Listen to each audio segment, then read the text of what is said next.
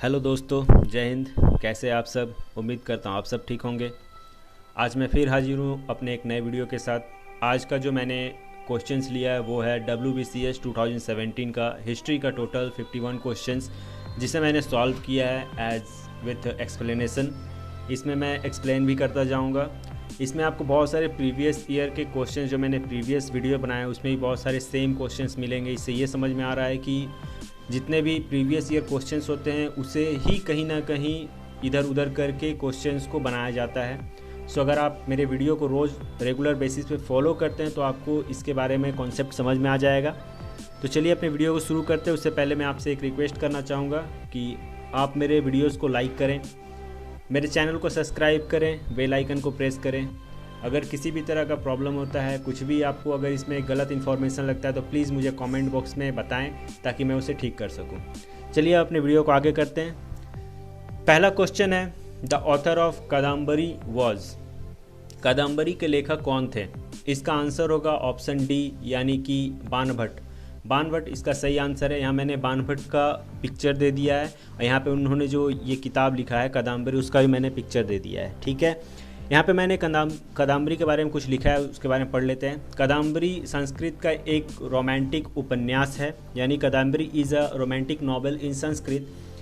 It was substantially composed bye Banabhatta, यानी यह काफ़ी हद तक 7वीं शताब्दी सीडी के पूर्वार्ध में बाणभट्ट द्वारा रचित था। ठीक है, जो इसे पूरा होने तक देखने के लिए जीवित नहीं रहे, यानी कि ये बाणभट्ट ने ही इसे बनाया था बट इसे पूरा नहीं कर पाए थे वो, उससे पहले उनकी मृत्यु हो गई थी। तो ये जो उपन्यास है, बाणभट्ट के जो पुत्र थे जिनका नाम भूषण भट्ट था, उन्होंने इसे दिव्यांत पिता द्वारा निर्धारित योजना के अनुसार पूरा किया। इससे ये समझ में आया कि जो कादम्बरी जो किताब था, इसे लिखना शुरू किया था बाणभट्ट ने, बट इन्होंने इसे पूरा नहीं किया था। इसे पूरा करने का जो काम किया था उनके पुत्र भूषण भट्ट ने किया था। ठीक है, आगे बढ़ते हैं दूसरी क्वेश्चन की ओर। दूसरा क्वेश्चन है, the famous physician during Buddha's time was. Buddha's के समय में, गौतम बुद्ध के समय में जो फेमस फिजिशियन थे, मतलब उस टाइम में जो वेद होते हैं उनमें जो सबसे फेमस थे वो कौन थे? तो इसका आंसर होगा जीवक। जीवक जो है उस टाइम के बहुत ही फेमस फिजिशियन थे। जीवक बुद्ध और भारतीय राजा बिंबिसार के निजी चिकित्सक थे। ठीक है, वह 5वीं शताब्दी ईस्वी पूर्व में वर्तमान राजगीर यानी कि राजगृह में रहते थे। ठीक है, वो कब के थे, किसके समकालीन थे वो? तो बुद्धा और बिंबिसार के समकालीन थे। ठीक है, वो कहाँ रहते थे? राजगीर, बिहार में, जानते हैं अब राजगीर है, वहाँ पे रहते थे। कौन सी शताब्दी में? तो 5वीं सेंचुरी, मतलब 5th सेंचुरी BC में रहते थे। ठीक है, आगे बढ़ते हैं तीसरी क्वेश्चन की ओर। ये बोल रहा है, which of the following is a Harappan site located in Rajasthan. इन चारों में से कौन सा साइट हड़प्पा साइट है जो कि राजस्थान में स्थित है? तो इसका आंसर होगा कालीबंगा। ऑप्शन सी इसका सही आंसर है। ठीक है, कालीबंगा का ये मैंने एक फ़ोटो दिया है यहाँ पर। वहाँ पे जब खुदाई किया गया था तो ऐसा कुछ मिला था। कालीबंगा के बारे में मैंने थोड़ा सा कुछ इन्फॉर्मेशन दिया है कि कालीबंगा जो ये राजस्थान के हनुमानगढ़ ज़िले में सूरतगढ़ और हनुमानगढ़ के बीच घाघर के तट पर एक शहर है। ठीक है, जो बीकानेर से 205 किलोमीटर दूर है। ओके, आगे बढ़ते हैं चौथी क्वेश्चन की ओर। ये बोल रहा है, which Magadha ruler was known as Seniya. किस मगध रूलर को सैनिया के नाम से भी जाना जाता था? ठीक है, तो यहाँ मैंने देखिए पिक्चर भी दे दिया। हरियांग डायनेस्टी के बिंबिसार को सैनिया के नाम से भी जाना जाता था। ठीक है, उनके बारे में मैंने यहाँ पे कुछ इन्फॉर्मेशन दिया है। राजा बिंबिसार जो कि 543 से 492 ईस्वी तक का उनका शासनकाल था, जिन्हें सैनिक के नाम से भी जाना जाता था। ठीक है, हरियांक वंश के पहले राजा भट्टिया के पुत्र थे। ठीक है, हरियांक वंश के जो सबसे पहले राजा थे जिनका नाम था भट्टिया, उनके पुत्र थे ये बिंबिसार। ठीक है, 15 साल की उम्र में ताज पहनाया गया, मतलब बिंबिसार को 15 साल की उम्र में इन्हें ताज पहनाया गया था। उन्हें मगध के क्षेत्रीय विस्तार की शुरुआत करने का श्रेय दिया जाता है। मगध का जो क्षेत्र विस्तार था उसे फैलाने का जो श्रेय है वो बिंबिसार को दिया जाता है। ठीक है, हरियांक राजवंश प्राचीन भारत का एक साम्राज्य, मगध का तीसरा शासक वंश था, जो प्रद्योत वंश और बृहद्रथ वंश के उत्तराधिकारी थे। ठीक है, प्रारंभ में राजधानी राजगृह थी, बाद में इसे उदयन के शासन काल में के दौरान भारत में वर्तमान पटना के पास पाटलिपुत्र में स्थानांतरित कर दिया गया था। इसका मतलब ये हुआ कि मगध का जो सबसे पहला जो राजधानी था वो कहाँ था, वो आपका राजगीर में था। ठीक है, बट जब उदयन जब शासन में आए तो उन्होंने क्या किया, राजगीर से अपना जो कैपिटल था उसे स्थानांतरित करके उन्होंने पाटलिपुत्र कर दिया था। तो आपको बहुत सारे एग्जाम्स में ये भी क्वेश्चन मिलेगा कि पाटलिपुत्र की स्थापना किसने की, तो इसका आंसर होगा उदयन। तो उदयन भी किस राजवंश से बिलोंग करते थे, तो इसका आंसर भी होगा हर्यांग डायनेस्टी। ठीक है, आगे बढ़ते हैं 5वें क्वेश्चन की और 5वां क्वेश्चन बोल रहा है अष्टदिग्गज वेयर पेट्रोनाइज्ड बाय। अष्टदिग्गज जो है ये किसके शासनकाल में होते थे या ये क्या था, तो ये कृष्णदेवराय इनके शासनकाल में ये था। ठीक है, कृष्णदेवराय के बारे में थोड़ा सा जान लेते हैं। कृष्णदेवराय जो है वो विजयनगर साम्राज्य के एक सम्राट थे। ठीक है, आप लोगों ने अगर एक सीरियल है तेनाली रामा नाम का सीरियल है, अगर आपने उसे देखा होगा तो उसमें ये पर्सन जो है वो नज़र आते होंगे जो कि कृष्णदेवराय के रोल कर रहे हैं। ठीक है ना, तो कृष्णदेवराय जो है ये विजयनगर साम्राज्य के सम्राट थे। ठीक है, इन्होंने लगभग 1509 से लेकर 1529 तक इन्होंने शासन किया था। वह तुलुग राजवंश के तीसरे शासक थे। अगर ये भी क्वेश्चन आता है कि कृष्णदेवराय जो हैं वो किस राजवंश से बिलोंग करते, तो इसका आंसर होगा तुलुव। ठीक है, और इन्हें इसका सबसे बड़ा शासक माना जाता था। तुलुव राजवंश का सबसे बड़ा शासक कृष्णदेवराय को ही माना जाता था। ठीक है, दिल्ली सल्तनत के पतन के बाद उसके पास भारत के सबसे बड़ा साम्राज्य था। मतलब दिल्ली सल्तनत का जब पतन हो गया था तो उसके बाद दिल्ली सल्तनत का पतन होने का मतलब क्या, 1526 जब बाबर भारत में आया उसके बाद ही दिल्ली सल्तनत का पतन हुआ, मुगल साम्राज्य शुरू हुआ। तो उसके बाद का जो सबसे बड़ा अगर साम्राज्य कोई था तो वो विजयनगर साम्राज्य ही था। ठीक है, तुलुवा विजयनगर साम्राज्य का तीसरा शासक वंश का नाम है। ठीक है ना, राजवंश अपने पिता वंश के तुलु भाषी भट्ट के लिए खोजता है, जो नागवंशी क्षेत्रीय तुलुवा नरसार नामक है, जो पश्चिमी तुलुवा भाषी क्षेत्र के एक शक्तिशाली सरदार हैं। ठीक है, अष्टदिग्गज क्या था, तो यहाँ पे देख लीजिए ये लिखा हुआ है कि विजयनगर राज्य के राजा कृष्णदेवराय के दरबार में विभूषित 8 कवियों के लिए प्रयुक्त शब्द है। यानी कि विजयनगर साम्राज्य के जो कृष्णदेवराय थे उनके राजवंश में मतलब उनके जो दरबार था उसमें टोटल 8 को जो था कवि थे, इसीलिए उसको अष्टदिग्गज बोलते थे। ठीक है, कृष्णदेव के दरबार में यह कवि साहित्य सभा के 8 स्तंभ माने जाते थे। ठीक है, इसका काल जो है ये कब से कब तक चला था, 1540 से 1600 को तुगलक किताब के संदर्भ में प्रबंधक काल भी कहा जाता है। ठीक है, आगे बढ़ते हैं। क्वेश्चन 6 बोल रहा है the Mauryan ruler who used the name Priyadarshi in his official declaration was. यानी कि प्रियदर्शी मुगल जो मौर्यन रूलर थे उसमें प्रियदर्शी के नाम से किसे बताया गया है, तो इसका बहुत ही इजी आंसर है, अशोका को प्रियदर्शी के नाम से जाना जाता था। ठीक है, अशोका का जो जन्म हुआ था, देखिए कब हुआ था, वो जन्म हुआ था उनका 304 BC। ठीक है, पाटलिपुत्र में। इनका जो मृत्यु हुआ था वो तो 232 BC पाटलिपुत्र में। ठीक है, इनका जो बहुत ही इम्पोर्टेंट जो अगर बोले कि कोई वार था, जो इनका युद्ध था, तो वो सबसे इम्पोर्टेंट था कलिंग का वार, जो कब लड़ा गया था, वो लड़ा गया था 261 BC में। ठीक है, जो अशोका हैं ये अशोका आपका जो शासन में बैठे थे 269 BC में बैठे थे। उसके ठीक 8 साल बाद ये कलिंग का वार लड़े थे। ठीक है, कलिंग के वार के बाद ही मतलब ये इतने ज़्यादा विचलित हो गए थे कि इन्होंने ये बोला कि भाई मुझे ये युद्ध से छुटकारा चाहिए। उसके बाद ये विचलित होके इन्होंने बौद्ध धर्म को अपना लिया था। ठीक है, यहाँ पे कुछ मैंने इनका इन्फॉर्मेशन दिया है, उसे मैं हिंदी में पढ़ दे रहा हूँ। प्रियदर्शी या प्रियदर्शी प्राचीन भारत में एक शासक का नाम था। ये बस या समाजजनक विषय था, जिसका अर्थ है वह जो दूसरों के साथ दयालुता के संबंध रखता है, मानवीय व मिलनसार दिखता है। ठीक है, अशोक जिसके अशोक महान के नाम से भी जाना जाता था, मौर्य वंश का एक भारतीय सम्राट था जिसने लगभग सभी भारतीय उपमहाद्वीपों पर सी से शासन किया था। 268 से 232 ईस्वी पूर्व राजवंश के संस्थापक चंद्रगुप्त मौर्य के एक पोते थे। मतलब चंद्रगुप्त मौर्य के ये पोते थे, चंद्रगुप्त मौर्य के ये पोते थे, ठीक है। ये कब बैठे थे शासन में? ये बैठे थे 268 में, ठीक है। इनकी मृत्यु हुई थी 232 में, ठीक है। अशोक के निम्नलिखित कारणों से अशोक महान कहा जाता है।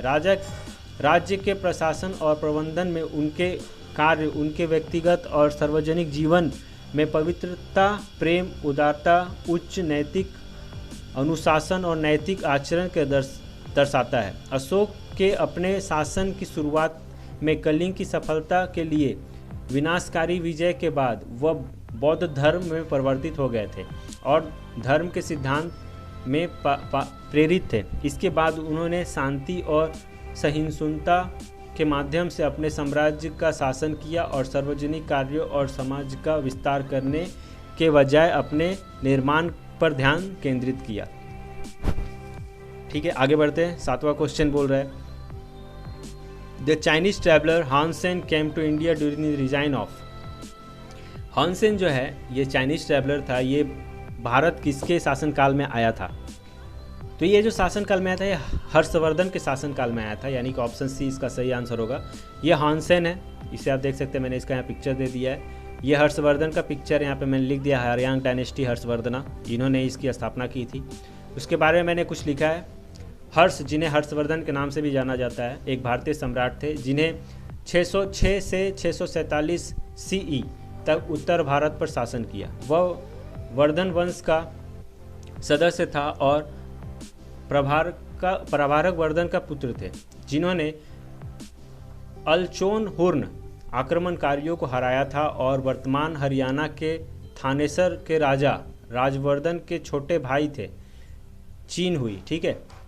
एक चीनी बौद्ध भिक्षु विधान यात्रा और अनुवादक थे जिन्होंने 7वीं शताब्दी में भारत की यात्रा की और हर्ष के शासनकाल के दौरान चीन बौद्ध धर्म का भारतीय बौद्ध धर्म के बीच बातचीत का वर्णन किया। ठीक है, मतलब ये हानसेन जो है हर्षवर्धन के शासनकाल में आए थे और इन्होंने ही ये जो भारतीय बौद्ध धर्म का बीच का जो वर्णन है इन्होंने किया था। ठीक है, आगे बढ़ते 8वां क्वेश्चन की ओर। ये बोल रहा है सुल-ए-कुल, ये जो पॉलिसी था किसने इंट्रोड्यूस किया था? तो इसका आंसर होगा अकबर। मैंने यहाँ पिक्चर दे दिया है, सुलह-ए-कुल अकबर, ठीक है, इसे याद रहेगा। इसके बारे में कुछ लिखा है, अकबर महान ने सुलह-ए-कुल का विचार पेश किया था। ये क्या था? तो जिसका अर्थ होता है सार्वभौमिक शक्ति। ठीक है, अकबर को धर्म और दर्शन में अत्यधिक रुचि थी। सहिष्णुता के इस विचार ने अपने क्षेत्र के विविध धर्मों के लोगों के बीच अंतर नहीं किया। ठीक है, आगे बढ़ते 9 नंबर क्वेश्चन है, Rana Pratap belongs to the Rajput dynasty of. Rana Pratap कौन से राजपूत डायनेस्टी से बिलोंग करते थे? ये राणा प्रताप का मैंने फोटो दे दिया, बहुत ही फेमस फोटो है, हर किसी ने देखा होगा। ठीक है, ये जो बिलोंग करते थे ये सिसोदिया डायनेस्टी से बिलोंग करते थे। ठीक है, इनके बारे में कुछ देखते हैं। महाराणा प्रताप या प्रताप सिंह जो है ये 9 मई 1540 को इनका जन्म हुआ था और 19 जनवरी 1597 को इनकी मृत्यु हो गई थी। मेवाड़ के एक हिंदू राजपूत शासक थे जो वर्तमान राजस्थान राज्य में उत्तर पश्चिम भारत का एक क्षेत्र है। वह राजपूत के सिसोदिया वंश के थे। ठीक है, इनके जो पिता थे, इनका पिता का नाम उदय सिंह था। ठीक है, इनका जो उत्तराधिकारी था वो अमर सिंह थे और इनका जो जन्म हुआ था कुंभगढ़ किला जो कि राजस्थान में है भारत में, वहाँ हुआ था। ठीक है, अब आते 10वां क्वेश्चन की ओर। ये बोल रहा है Razmnama was a Persian translator of. Razmnama जो है ये कौन सा काव्य का मतलब पर्शियन ट्रांसलेटर है? तो इसका आंसर होगा महाभारत। महाभारत का ये पर्शियन में मतलब ट्रांसलेट किया गया इसे।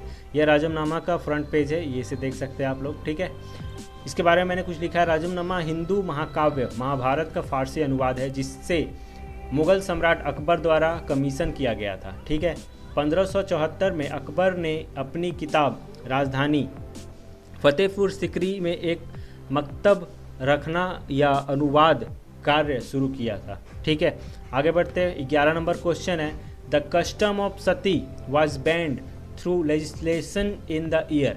ये जो सती प्रथा जो था इसे बैन कर दिया गया था किस कब? तो इसका आंसर होगा 1829 में। ठीक है, ये देखिए ये सती का ये मैंने एक फ़ोटो दिया है। सती क्या था, मतलब जब जिसका पति मर जाता था तो क्या होता था कि उसमें उनकी जो वाइफ होती थी उन्हें उसी चिता पर बैठा दिया जाता था ताकि वो अपने पति के साथ मर जाए, और उन्हीं औरत को सती कहा जाता था, उसे ही सती प्रथा कहा जाता था।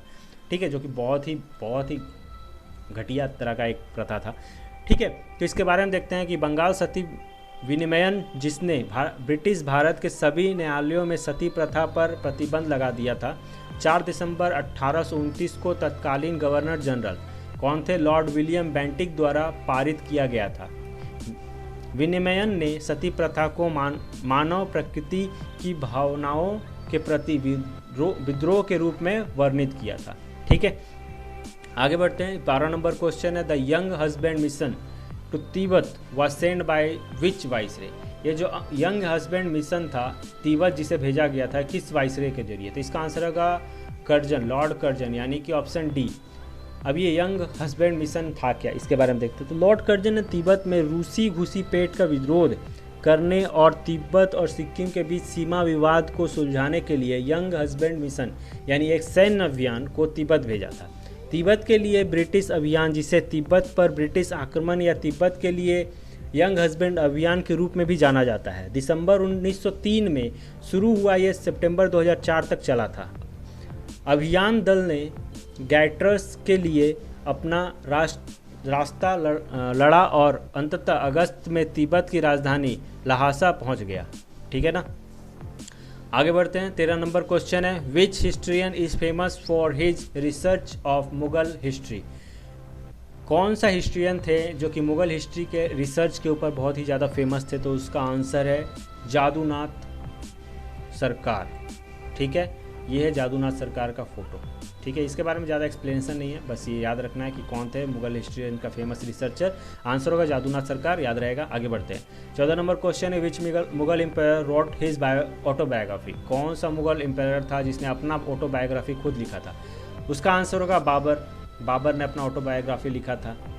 ठीक है, ये मैंने बाबर का फोटो दे दिया, Babur the first Mughal empire. ठीक है, यहाँ पे इनके बारे में कुछ मैंने दे दिया है, देख लीजिए। जैसे कि बाबर का जो जन्म हुआ था, कहाँ हुआ था? 14 डे 14 फरवरी को इनका जन्म हुआ था 1483 में आइदजान उज़्बेकिस्तान में। इनकी मृत्यु 26 दिसंबर 1530 अगस्त में हुई थी। इनका पूरा नाम जाहिर उद्दीन मोहम्मद बाबर था और इनका जो जो कब्र है ये कहाँ है? बाबर गार्डन, काबुल, अफ़गानिस्तान में है। ठीक है, यहाँ पे मैंने देखिए यहाँ पे कुछ उनका इम्पोर्टेंट जो फाइट है, जो वार था वो लिखा है। बैटल ऑफ पानीपत, जो कि 21 अप्रैल 1526 को हुआ था पानीपत में। ठीक है, जिसमें बाबर जीता था किससे? इब्राहिम लोदी से। फिर दूसरा युद्ध हुआ था बैटल ऑफ खानवा 17 मार्च 1527 को, जिसे खानवा में लड़ा गया था। इसमें भी बाबर जीता था। किसके साथ हुआ था? राणा संगा के साथ। तीसरा युद्ध था बैटल ऑफ चंदेरी, जो कि 1528 में हुआ था। कहाँ हुआ था? चंदेरी में। बाबर जीता था किससे हराकर? मेदिनी राय को हराकर। चौथा था बैटल ऑफ घाघरा, जो कि 1529 में हुआ था। कहाँ? घाघरा या गोगरा जो बोलते वहाँ हुआ था। बाबर जीता था किसे हराकर? अफगान्स को हराकर। ठीक है, आगे बढ़ते हैं। The Satnami rebellion took place during the reign of which empire? जो सतनामी रिबेलियंस था ये किसके मुगल काल के समय हुआ था? तो इसका आंसर होगा औरंगजेब, ऑप्शन डी। ये है औरंगजेब का फोटो। ठीक है, इसके बारे में थोड़ा देख लेते हैं। सतनामी विद्रोह जो है मुगल सम्राट औरंगजेब के खिलाफ एक प्रमुख विद्रोह था, जो 1672 में नारनौल और आपस के इलाकों में हुआ था, जिसका नेतृत्व साध लोगों ने किया था। ठीक है, विद्रोह मुगल सम्राट के राजवंश अधिकारियों के नेतृत्व में दमन के कारण हुआ था। ठीक है, आते हैं ऑप्शन क्वेश्चन 16। ये बोल रहा है the title Raja was conferred on Ram Mohan Roy by Mughal empire. जो राम मोहन रॉय है, इनका नाम के आगे में राजा लगता है, राजा राम मोहन रॉय। तो ये जो राजा था ये टाइटल किसने दिया था इन्हें? तो इसका आंसर होगा अकबर द्वितीय। इसने राजा का उपाधि दिया था किसे? राम मोहन रॉय को। इनके बारे में थोड़ा सा देखते हैं। 1831 में मुगल सम्राट अकबर द्वितीय ने उन्हें राजा की उपाधि से सम्मानित किया। 1828 में राजा ने ब्रह्म समाज की स्थापना की, यानी ब्रह्मो समाज की जो स्थापना किसने की थी? राजा राम मोहन रॉय ने 1828 में, ठीक है। जो हिंदू धर्म का एक सुधारवादी आंदोलन था, जिनका उद्देश्य समाज में प्रचलित सामाजिक बुराइयों से लड़ना था। अकबर द्वितीय ने बंगाली सुधारक राम मोहन रॉय को ईस्ट इंडिया कंपनी द्वारा उनके इलाज के खिलाफ अपील करने के लिए नियुक्त किया, उन्हें राजा की उपाधि से सम्मानित किया, ठीक है। आगे बढ़ते हैं 17 नंबर क्वेश्चन की ओर। ये बोल रहा है the Delhi Sultanate who transfer the capital from Delhi to Daulatabad Devagiri, यानी कि दिल्ली का वो सुल्तान जिसने दिल्ली से अपना कैपिटल को स्थानांतरित करके दौलताबाद कर दिया था, वो कौन था? उसका आंसर होगा मोहम्मद बिन तुगलक। ये मोहम्मद बिन तुगलक का फोटो ये देख लीजिए। इसके बारे में यहाँ पे मैंने कुछ लिख दिया। मोहम्मद बिन तुगलक ने मुख्य रूप से 2 कारणों से अपना राजधानी की दिल्ली से दौलताबाद स्थानांतरित किए थी। क्या क्या रीजन था? पहला, दौलताबाद दिल्ली और अन्य महत्वपूर्ण स्थानों से केंद्र में स्थित था और समान दूरी पर था, ठीक है। अब यहाँ पे क्वेश्चन है कि दौलताबाद का निर्माण किसने करवाया था? तो यादव वंश लोगों ने दौलताबाद का निर्माण करवाया था। यादव वंश द्वारा 12वीं शताब्दी में निर्मित यह किला शहर मराठी में देवगिरी या देवगिरी के पहाड़ी पर रहता है, इसलिए देवगिरी किले का मूल नाम है, ठीक है। 18 नंबर क्वेश्चन है the author of Ain Akbari. Ain Akbari का ऑथर कौन है? तो उसका आंसर है अबुल फजल, ठीक है। यहाँ पे मैंने उसका कुछ इंफॉर्मेशन दे दिया। अनाई अकबरी या अकबर का प्रशासन 16वीं शताब्दी का एक विस्तृत दस्तावेज है जो सम्राट अकबर के अधीन मूल्य साम्राज्य के प्रशासन की रिकॉर्डिंग करता है, जिसे उनके दरबारी इतिहासकार अबुल फजल ने फारसी भाषा में लिखा है, ठीक है। आगे बढ़ते 19 number question. The Sikh guru expended by the Mughal empire Aurangzeb was, ठीक है। कौन एग्जीक्यूटेड, मतलब कि कौन से सिख गुरु थे जिन्हें मुगल एम्पायर औरंगजेब ने मतलब उनका सर कलम करवा दिया था? तो इसका आंसर होगा गुरु तेग बहादुर जी का, ठीक है। ये गुरु तेग बहादुर जी का मैंने फ़ोटो दे दिया है। इनके बारे में कुछ देखते हैं क्या लिखा हुआ है कि औरंगजेब ने 24 नवंबर 1675 को भारी भीड़ के सामने गुरु तेग बहादुर का सिर कलम करवा दिया, ठीक है। चांदनी चौक के गुरुद्वार शीशगंज साहब उनकी फांसी की जगह है। गुरु तेग बहादुर 10 गुरुओं में से 9वें गुरु थे, जिन्हें 1665 से सिख धर्म की स्थापना की और 1675 में उनके शीश कटने तक सिखों के नेता थे। उनका जन्म 1621 में अमृतसर पंजाब भारत में हुआ था और वह छठे गुरु हरगोविंद सिंह के सबसे छोटे पुत्र थे, ठीक है। नेक्स्ट क्वेश्चन है 20 number. With which revolt name Sidhu and Kanhu are associated? इसका आंसर होगा संथाल, ठीक है। इसके बारे में कुछ लिखा है। सिद्धू मुर्मू और कान्हू मुर्मू संथाल विद्रोह जो कि 1555 से 1556 के बीच हुआ था, पूर्व भारत में वर्तमान झारखंड और बंगाल, पुरुलिया और बांकुड़ा में ब्रिटिश औपनिवेशिक सत्ता और भ्रष्ट जमींदार व्यवस्था दोनों के खिलाफ विद्रोह के नेता थे, ठीक है। नेक्स्ट क्वेश्चन है the first railway line of India was operationalised in 1853 between? तो इसका आंसर होगा बॉम्बे से थाने, मतलब पहला जो रेलवे लाइन था 1853 में जो शुरू हुआ था, कहाँ से कहाँ तक, किसके बीच? तो बॉम्बे से थाने के बीच। इसके बारे में कुछ लिखा है मैंने। 16 अप्रैल 1853 को मुंबई के बोरी बंदर स्टेशन और ठाणे के बीच चलाने वाली देश की पहली यात्री ट्रेन लॉर्ड डलहौजी द्वारा समर्पित की गई थी। 14 कैरिंग ट्रेन को 3 भाप इंजन द्वारा चलाया गया था। साहिब सिंध और सुल्तान 34 किलोमीटर यानी 21 मील की यात्रा करते हुए ट्रेन 400 किलोमीटर को ले गई, ठीक है। नेक्स्ट क्वेश्चन आते हैं 22 नंबर। द ऑथर ऑफ नील दर्पण वाज? इससे रिलेटेड पहले भी 2-3 वीडियोज़ में क्वेश्चंस मैंने दे चुका है, ठीक है, इसलिए मैं इसका एक्सप्लेनेशंस नहीं दे रहा हूँ। इसका आंसर होगा दीनबंधु मित्रा। नील दर्पण जो बुक है वो किसने लिखा था? दीनबंधु मित्रा ने। किस लिए लिखा था? ये एक नाटक था इंडिगो प्लेंटर्स के ऊपर। ठीक है, आगे बढ़ते हैं 23 नंबर क्वेश्चन की। और ये बोलता है द नेशनलिस्ट ऑर्गेनाइजेशन ऑफ पूर्ण सार्वजनिक सभा was established in the year. जो पूर्ण सार्वजनिक सभा है, ये कब इस्टेब्लिश हुआ था, किस साल में? तो इसका आंसर होगा 1870। पूर्ण सार्वजनिक सभा क्या है, उसके बारे में थोड़ा इन्फॉर्मेशन यहाँ दे दिया है। पुणे सार्वजनिक सभा ने बाल गंगाधर तिलक सहित भारतीय स्वतंत्रता संग्राम के लिए राष्ट्र केंद्र के कई प्रमुख नेताओं को प्रदान किया। इसकी स्थापना 1870 में गणेश वासुदेव जोशी ने की थी। पूना सार्वजनिक सभा ब्रिटिश भारत में एक सामाजिक राजनीतिक संगठन थी जो भारत की सरकार और लोगों के बीच मध्यस्थ निकाय के रूप में काम करने और किसानों के कानून अधिकारों को लोकप्रिय बनाने के उद्देश्य से शुरू हुई थी। इसकी शुरुआत 2 अप्रैल को 6000 व्यक्तियों द्वारा चुने गए 95 सदस्यों के निर्वाचित निकाय के रूप में हुई थी। ठीक है, सॉरी।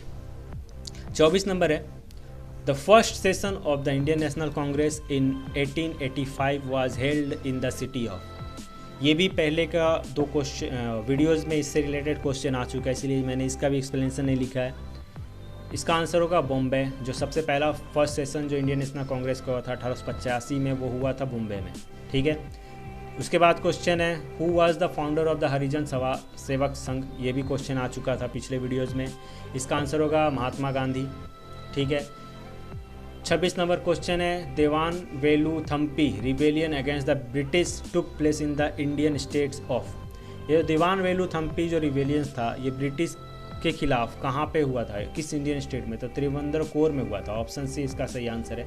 यहाँ पे इसका थोड़ा सा एक्सप्लेनेशन है। थम्पी चेम्पार करमन वेलायुधन, जिसे वेलु थम्पी के नाम से जाना जाता है, त्रिवंद्रकोर साम्राज्य के दलवा थे जिन्होंने 18वीं शताब्दी की शुरुआत में ब्रिटिश ईस्ट इंडिया कंपनी के खिलाफ विद्रोह का नेतृत्व किया था। ठीक है, 27 number question in which year was the Indian National Congress established.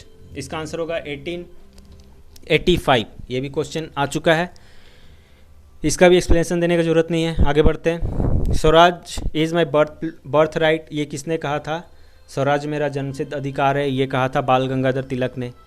थोड़ा सा एक्सप्लेनेशन है यहाँ पे। अप्रैल 1916 में बाल गंगाधर तिलक ने स्वराज मेरा जन्मसिद्ध अधिकार है और मैं इसे लेकर रहूँगा, ये नारा के साथ इंडियन होम रूल लीग की शुरुआत की थी। ठीक है, सितंबर 1916 में एनी बेसेंट ने मद्रास, अब चेन्नई जिसे बोलते हैं तमिलनाडु में, होम रूल लीग की स्थापना की थी। तो ये भी क्वेश्चन आ सकता है कि Swaraj is my birth place ये किस मोमेंट के समय में बोला गया था? तो ये आंसर होगा होम रूल लीग। ठीक है, किसके जरिए? बाल गंगाधर तिलक के जरिए। आगे बढ़ते हैं। 29 नंबर क्वेश्चन है विच political party was founded in 1906। 1906 में कौन सा पॉलिटिकल पार्टी फाउंड हुआ था? बहुत ईजी आंसर है, मुस्लिम लीग। इसके बारे में थोड़ा सा लिखा है। अखिल भारतीय मुस्लिम लीग जो मुस्लिम लीग के रूप में लोकप्रिय है, 1906 में ब्रिटिश भारत में स्थापित एक राजनीतिक दल थी। एक अलग मुस्लिम बहुल राष्ट्र राज्य पाकिस्तान की स्थापना के लिए इसकी मंजूरी वकालत ने 1947 में ब्रिटिश साम्राज्य द्वारा सफलतापूर्वक भारत का विभाजन किया। ठीक है, 30 नंबर क्वेश्चन है who was the governor general of India at the time of outbreak of the revolt of 1857। इसका आंसर होगा लॉर्ड कैनिंग। ठीक है, इसे भी समझाने की जरूरत नहीं है, अभी पिछले एक दो वीडियोज़ में मैंने दे चुका है। आगे बढ़ते हैं। 31 नंबर क्वेश्चन है after which incident was the national non cooperation movement withdraw by Mahatma Gandhi. यानी कि नॉन कॉपरेशन मूवमेंट जो था, ये महात्मा गांधी ने कौन सा इंसिडेंट के बाद इसे विड्रॉ कर दिया था? तो इसका आंसर होगा चौरी चौरा इंसिडेंट। ठीक है, इसके बारे में थोड़ा सा जानकारी ये होना चाहिए कि चौरी चौरा इंसिडेंट में क्या हुआ था। एक पुलिस चौकी था चौरी चौरा में, जिसमें लगभग 22 पुलिसकर्मियों को अंदर बंद करके जला दिया गया था, जिस इंसिडेंट के बाद जो है Mahatma Gandhi non cooperation movement को विड्रॉ कर लिया था। ठीक है, सॉरी। उसके बाद है 32 number question, in which year was the Lucknow pact signed between the Muslim League and the Indian National Congress. Lucknow pact जो है ये मुस्लिम लीग और इंडियन नेशनल कांग्रेस के बीच कब साइन हुआ था? तो इसका आंसर होगा 1916 में। ठीक है, आगे बढ़ते हैं। डैश यानी कि यहाँ पे भरना है, was the centre of the Aligarh movement. Aligarh movement का कौन सा मेन सेंटर था? तो इसका आंसर होगा द एंग्लो ओरिएंटल कॉलेज। इसका एक्सप्लेनेशन मैंने दिया है, इसे पढ़ लेते हैं। अखिल भारतीय मुस्लिम लीग 1906 में ब्रिटिश भारत में स्थापित एक राजनीतिक दल थी। एक अलग मुस्लिम बहुल्य राष्ट्र राज्य पाकिस्तान की स्थापना के लिए इसकी मजबूत वकालत ने 1947 में ब्रिटिश साम्राज्य द्वारा सफलतापूर्वक भारत का विभाजन किया था। ठीक है, आगे बढ़ते हैं। 34 नंबर क्वेश्चन है, the Morley Minto reform was declared in the year. Morley Minto reform कब डिक्लेयर हुआ था? 1909 में। ठीक है, आगे बढ़ते हैं। When and where did the Jallianwala Bagh massacre took place? ये भी मैंने पिछले के 1-2 वीडियोज़ में इसका मैंने एक्सप्लेनेशन दे दिया है, इसे एक्सप्लेन नहीं करूँगा। इसका आंसर इतना जान लीजिए, 1919 अमृतसर। तारीख मैंने पहले ही बता चुका है, 13 अप्रैल 1919 को हुआ था अमृतसर में। ठीक है, आगे बढ़ते हैं। 36 नंबर क्वेश्चन है, who was the president of the first session of the Indian National Congress. इसका भी पिछले के 1-2 वीडियो में आंसर मतलब क्वेश्चन इससे रिलेटेड बन चुका था, वह महेश चंद्र बनर्जी होगा इसका आंसर। ठीक है, 37 नंबर क्वेश्चन है, which phase is conducted to be the liberal phase of the Indian National Congress. इसका आंसर होगा 1885 से 1905। यानी कि आपको मालूम इंडियन नेशनल कांग्रेस की स्थापना कब हुई थी? 1885 में। 1885 में इसकी स्थापना हुई थी एओ हुम के जरिए, एओ हुम ने के द्वारा उन्होंने किया था। 1905 तक चला। इसका मतलब 1905 के बाद जो ये विभाजित हो गया था, मतलब बट गया था 2 गुट में, एक नरम दल एक गरम दल। ठीक है, अब आगे बढ़ते हैं। The partition of Bengal was involved in the year. Bengal का जो पार्टीशन है वो कब हुआ था? इसका आंसर होगा ऑप्शन सी 1911 में। ठीक है, आपको मालूम है इसी पार्टीशन के बाद क्या हुआ था? बंगाल से हमारा कैपिटल जो है दिल्ली स्थानांतरित हो गया था। ठीक है, आगे बढ़ते हैं। 39 number question, on the eve of which movement Mahatma Gandhi gave the slogan of do और डाई। ये भी मैंने पिछले के 1-2 वीडियो में इसके बारे में बताया था कि करो या मरो का नारा किसने दिया है? तो महात्मा गांधी ने। किस मूवमेंट में दिया था? तो इसका आंसर होगा क्विट इंडिया मूवमेंट। ठीक है, आगे बढ़ते हैं। अच्छा, क्विट इंडिया मूवमेंट कौन सा ईयर में हुआ था? तो 1942, ये भी याद रखिएगा। आगे बढ़ते हैं। Who was the founder of the forward block. ये भी क्वेश्चंस आ चुका है पिछले वीडियोज़ में। फॉरवर्ड ब्लॉक के फाउंडर कौन थे? आंसर है सुभाष चंद्र बोस। इसे भी मैं एक्सप्लेन नहीं कर रहा हूँ, आप मेरे पुराने वीडियोज़ को देख लीजिएगा, उसमें आपको ये जितने भी क्वेश्चंस के मैंने एक्सप्लेनेशन नहीं दिया उन सब के एक्सप्लेनेशन उस वीडियोज़ में दिया हुआ है। ठीक है, आगे बढ़ते हैं। हु वाज द ये हो गया। उसके बाद आते हैं 41 number, in which year was the Pakistan resolution adopted by the Muslim League and where.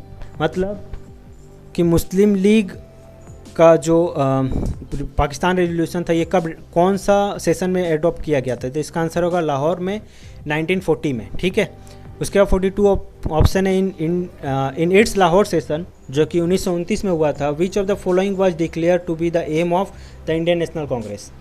Lahore session जो कि 1929 में हुआ था, इसमें इंडियन नेशनल कांग्रेस का मेन मकसद या मेन एम क्या था? तो इसका आंसर होगा कंप्लीट इंडिपेंडेंस। ठीक है, पूर्ण आज़ादी। उसके बाद 43 क्वेश्चन है, who was the founder of Azad Hind Fauj. Azad Hind फौज के फाउंडर कौन थे?